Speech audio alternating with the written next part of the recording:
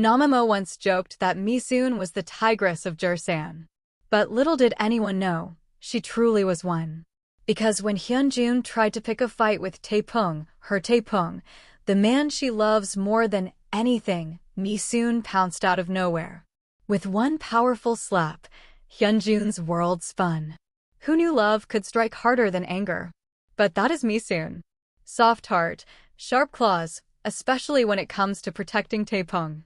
Now, life has taken a sweet turn. Tae-poong is now proudly demanding his rightful title from Mi-soon. To be called honey, sweetie, baby, and honestly, even hubby, doesn't seem like a far-fetched idea anymore, as she's back to babysitting him. Whenever he gets into trouble, ends up in a police station, or pesters her to call him honey or baby poong. But something has changed. Once, Tae-poong got only cold stares from her.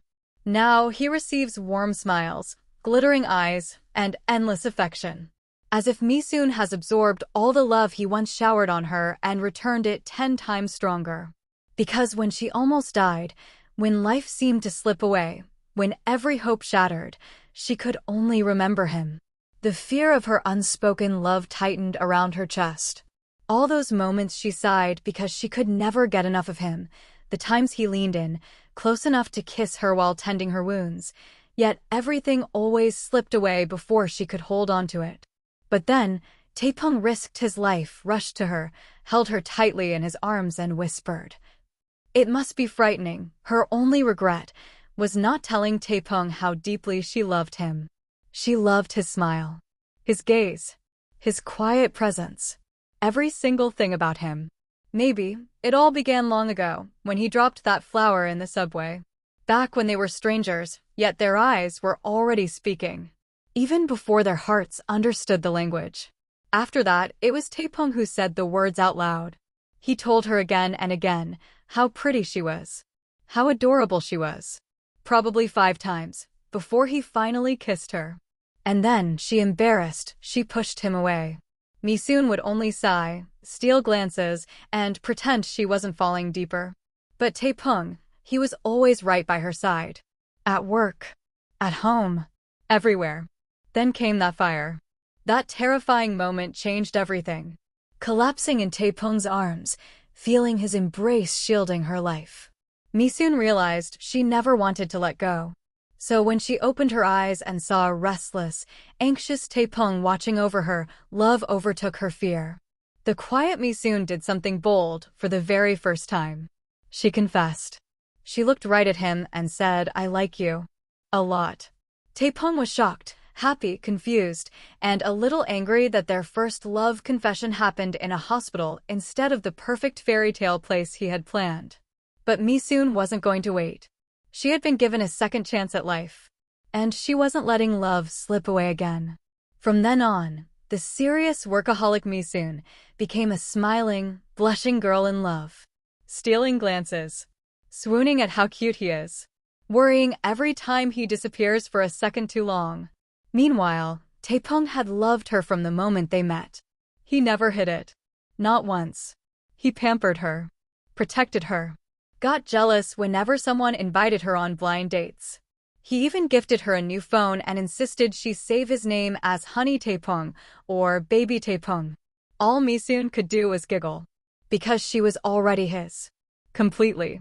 Soon, Tae-poong discovered the truth behind the old promissory note, the debt chairman Pyo owed his father. He confronted the man without fear, demanding the gloves that were taken from his family. Hyunjun tried everything to stop him, burning the glove shipment, trying to ruin Mi-soon's hard work, even attempting to kill her by burning down the warehouse with her inside. But Mi-soon survived. And she learned the truth. And Hyunjun faced the consequences. Because no one touches Tae-poong's woman. Not anymore. Through every heartbreak, every loss, Mi-soon stood beside Tae-poong.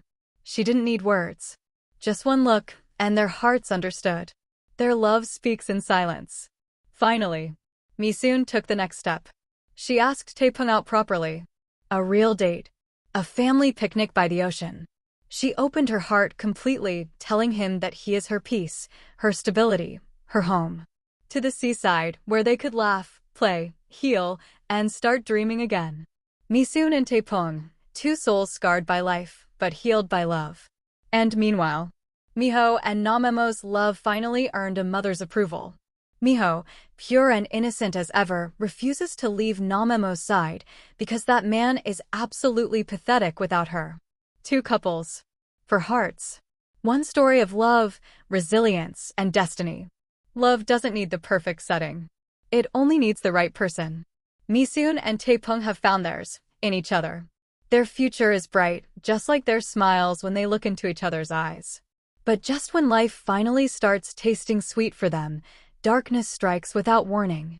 Hyunjun's twisted obsession reaches a breaking point, and in a moment of uncontrollable rage, he turns on his own father. Chairman Pyo, who once plotted to harm Tae-poong, falls victim to the very schemes he created. Morbidly injured by his own son, he loses both his power and his life, leaving Hyunjun to snatch the company throne without remorse. Yet Tae-poong has already bound himself to a dangerous promise. He signed a contract stating that if he fails to recover the promissory notes, he must step down as CEO of Taepung Company. When Mi-soon learns this, she is furious, adorably so, scolding and punishing him with her mix of hurt, worry, and love. She can't understand why he risks everything so recklessly, except that it's who he is, a man who carries the world on his shoulders. But the storm only grows harsher. Hyunjun, now drunk on power, maliciously takes over Typhoon Company and fires Tae-poong without hesitation. Tae-poong faces everyone quietly, calmly telling his colleagues to stay, to keep working, to not follow him. And that calmness, his gentle attempt to protect everyone, shatters Mi-soon's heart. Because she can't let him walk away alone. When Tae-poong steps out of the company for the last time, Mi-soon runs after him with all her strength. She throws her arms around him from behind, holding him tightly as if afraid he might disappear. She cries into his back, completely inconsolable, her tears falling faster than her words. And Tae-poong, stunned, slowly turns and gathers her into his arms. For a moment, the world goes silent. No company, no betrayal, no promissory notes, just the woman who loves him and the man who finally lets himself break in her embrace.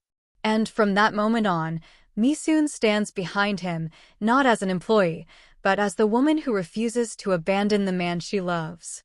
She comforts him, fights beside him, and helps him search for Taeping's father's nameplate, the place where the missing promissory notes might be hidden.